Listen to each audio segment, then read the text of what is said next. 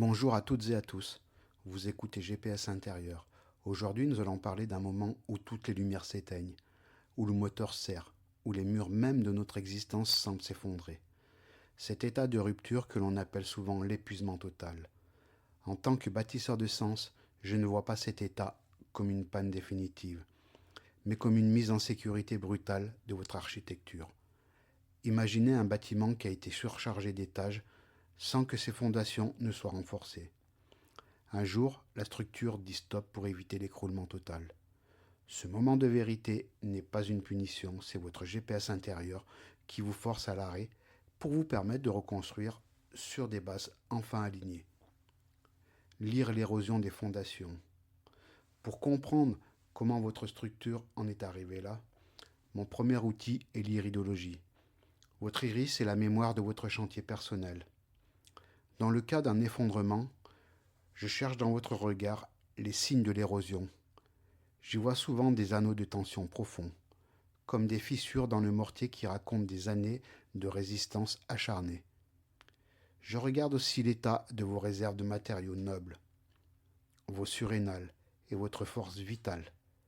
Lire votre iris, c'est faire l'état des lieux des ruines pour identifier ce qui est encore solide et ce qui demande une consolidation d'urgence. Le temps de la jachère. Le deuxième pilier, c'est l'astrovitalité.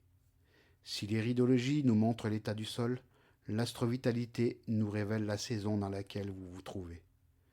L'effondrement arrive souvent lors de cycles planétaires de tension qui exigent une rupture avec ce qui ne fait plus sens.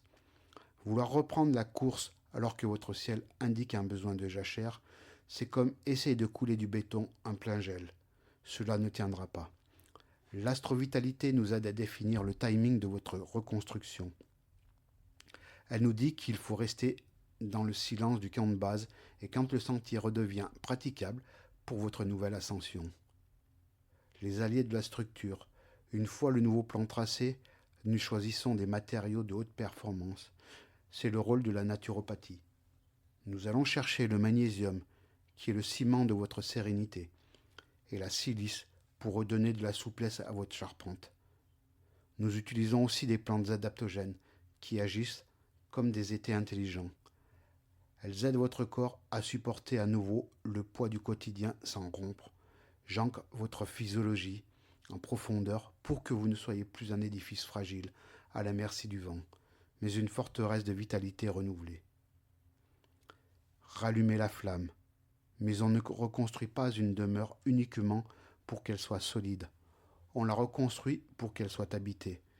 C'est ici qu'interviennent les élixirs floraux, les artisans de votre lumière intérieure. L'olivier, c'est le carburant de la régénération. Pour celui qui n'a plus une goutte de sève, il aide à se reconnecter à la source de vie. Le chêne, pour le bâtisseur trop fier qui ne sait pas s'arrêter. Il vous apprend à ployer pour ne pas casser. Le châtaignier, pour les moments de vides absolus. Il apporte une lueur d'espoir au cœur de la nuit noire et permet de transformer la souffrance en sagesse. Devenir l'architecte de son retour. En résumé, l'effondrement n'est pas un échec, c'est une opportunité radicale de changer de plan. C'est le moment où vous cessez d'être le serviteur de votre édifice pour en devenir le maître d'ouvrage conscient. Si vous avez l'impression que vos piliers vacillent ou que vous êtes déjà au milieu des décombres, ne tentez pas de tout porter seul. Ensemble, nous allons ancrer votre corps et orienter votre nouvelle vie. Je suis Jean-François Curnier.